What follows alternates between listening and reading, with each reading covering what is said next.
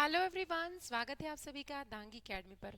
तो राजस्थान काउंसलिंग से रिलेटेड बहुत बच्चे की राउंड 5 होगा या नहीं होगा। नहीं होगा तो जो बच्चे काउंसलिंग का इंतजार कर रहे हैं क्या उनका साल खराब हो जाएगा, इस वजह से बहुत ज़्यादा परेशान हो रहे हैं। तो इसमें भी कुछ ज़्यादा क्लियरिटी तो नहीं आई है, लेकिन एक अपडेट निकल के आया है, वो मैं आप लोगों के सामने रख रही हूँ। तो उसको काफ़ी बड़ा है, काफ़ी ज़्यादा है, तो मैंने एक शॉर्ट में नोट करके रखा है ताकि बच्चों को प्रॉब्लम ना हो समझाने में। क्योंकि अगर मैं उसको रीड करके आपको समझाऊंगी तो 40-50 मिनट का वीडियो हो जाएगा, जो मैं नहीं चाहती। अगर हम 5 से 10 मिनट में उस बात को रख सकते हैं, समझा सकते हैं, तो वो बेटर है। तो यहाँ पर बीएससी नर्सिंग की काउंसलिंग के लिए 2025 या 26 की जब हम बात करें तो इस पर कोर्ट ने स्टे लगा रखा। अब ये कोर्ट ने स्टे क्यों लगा रखा है, इसके केस को भी देखेंगे, केस पर क्या सुनवाई हुई है क्या नहीं हुई है उसको भी हम देखेंगे। सारी चीज़ें तो आप राजस्थान हाई कोर्ट की साइट पर जाकर भी देख सकते हैं। यहाँ पर मैंने कोर्ट केस नंबर डालकर जब इसको चेक किया, आप कोर्ट केस नंबर मैं आपको बता दूंगी, या डिस्क्रिप्शंस में भी उसका नंबर मैं मेंशन कर दूंगी, आप चेक कर लीजिएगा। तो जब हम यहाँ चेक कर रहे हैं तो नो डाटा फाउंड बता रहा है।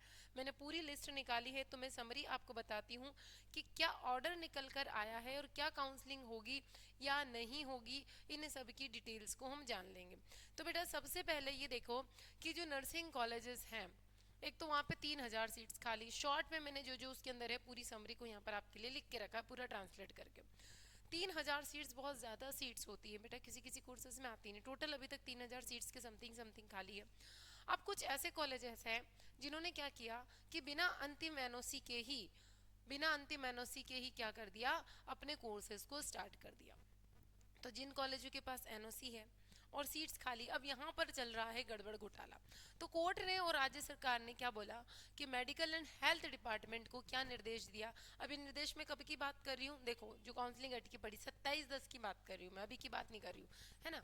से 10 दिन के भीतर फैसला आप मुझे बताओ कि आपने ऐसा क्यों किया भाई, बिना एनओसी के आपने कैसे कोर्सेज को स्टार्ट कर दिया है। तो अब यहाँ पर फिर से वो चीजें अटक गई। अब आगे जिन्होंने एनओसी नहीं ली है ना, क्या वो लोग एडमिशन्स ले सकते हैं कॉलेज राउंड पर, सीएलसी लेवल पर, उसके लिए भी बात चल रही है।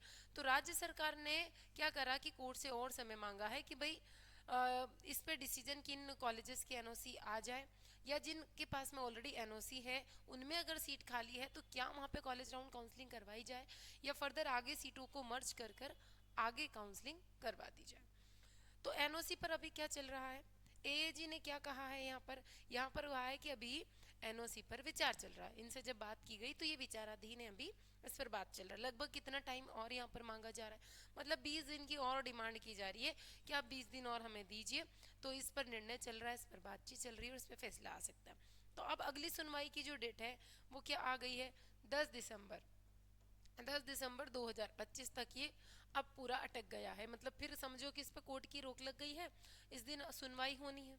अब अगर बात करें कि इस दिन अगर फैसला नहीं आया तो क्या होगा फिर बच्चों, 10/12/2025 तक अगर कोई फैसला नहीं आ पाता है ना, तो जो principal secretary and medical health government of Rajasthan को यहाँ पर डायरेक्ट हाई कोर्ट में पेश होना होगा, जवाब देना पड़ेगा कि भाई ऐसा क्यों हो रहा है, इन सब के लिए कौन रिस्पॉन्सिबल है। और ये जो 3,000 सीट खाली है, ये जो खाली सीट्स हैं ये क्यों खाली है, इसका रीजंस बताओ। तो क्या क्या यहाँ पर जिनके पास में एनओसी है उन कॉलेजेस में इन सीटों को मर्ज कर दिया जाएगा और एडमिशन्स दे दिया जाएगा, क्योंकि ये बच्चों के भविष्य का सवाल है। तो बेटा अभी तक तो क्लियर कट कुछ नहीं है।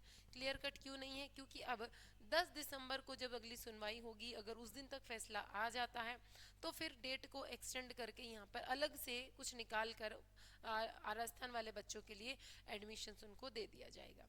तो यही अपडेट था। बाकी अगर कोई ऐसा मन में डाउट है तो आप मुझे कमेंट में पूछ सकते हैं। Thank you.